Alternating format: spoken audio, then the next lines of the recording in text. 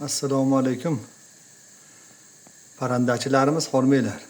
Gruppamiz a'zolari YouTube'da kuzatib turganlar. Hop, Lomin Sendi cho'jalarimizga 7 kunlik bo'lishda Gambora vaksinasini qilamiz. Gambora vaksinasini qanday qilib berishni sizlarga ko'rsatib o'taman. Hop. Bu ham infeksionniy bolezen, infeksionniy kasallik, yuqumlik, o'ta xavflik. Agar bu kasal bilan vaksina qilinmagan bo'lsa, kasallansa,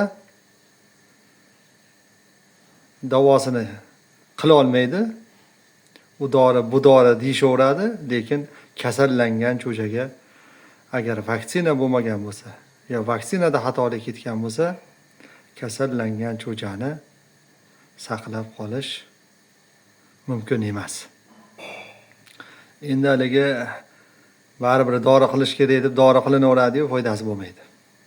Nisbatan misol 100% dan bir 2% foyda berishi mumkin, lekin 20, 30, 50% ham foyda bermaydi. Agar vaksina bo'lmagan bo'lsa, shu kasallik bilan chalinsa, albatta o'lim bilan tugaydi. Endi bu qanaqa kasallik deydigan bo'lsa, o'sha cho'ja yoshligida 2 marotaba qilinadi. 7 kun, 14 kunlikda. Buni hamma har xil qiladi, 21 kunlikkacha ham qilishaveradi. Ichkaridagi a'zolar balki pochkasidir, balki jigaridir, balki boshqa a'zolaridir.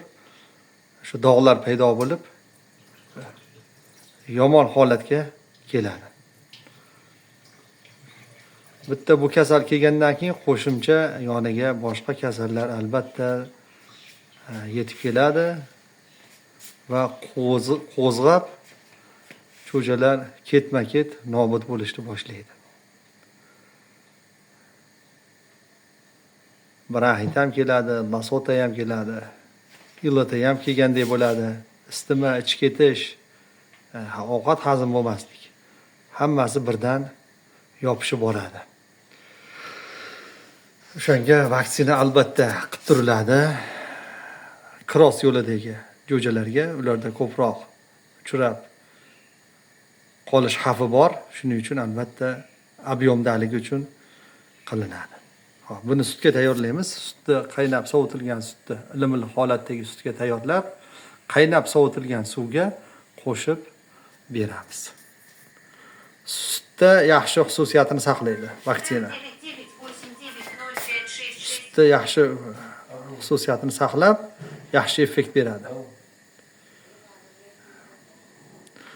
Albatta, vaksinadan oldin, berishdan oldin suvda beramiz buni. 2 soat suv satiladi. Misol 2 soat mobaynida qancha suv ichadigan bo'lsa jo'jalar, o'shancha suvga doza tayyorlanadi. Menda 3000 ta jo'ja bor. Men 5000 dozani qilaman kuchaytirib. Juda katta doza ham qilib bo'lmaydi. 4-5 barobar qilib kasal qo'zg'ab ketish xavfi bor. Hech bo'lmasa 1,5-2 barobar qilib beramiz. Yaxshiroq ta'sir qilish uchun. Jo'jalarimiz o'ta sog'lom holatda vaksina qilinadi. Esingizdan chiqmasin. Cho'ja sog'lom, vitaminlarni ichib, vitaminli ratsion ovqatlarni yeb turgan holatda qilinsa, yaxshiroq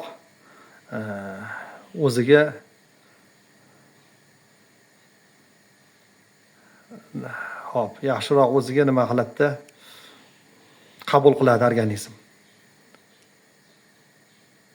Bu kasallikning o'zi mana ichida virus. Buni hozir qoppog'ini ochmasdan, buni teppasidagini o'zini ochib, shpritsda sutni tortib ichiga quyamiz. Keyin suvimizga aralashtirib jo'jalarimizga beramiz. Vaksina bo'yicha ma'lumot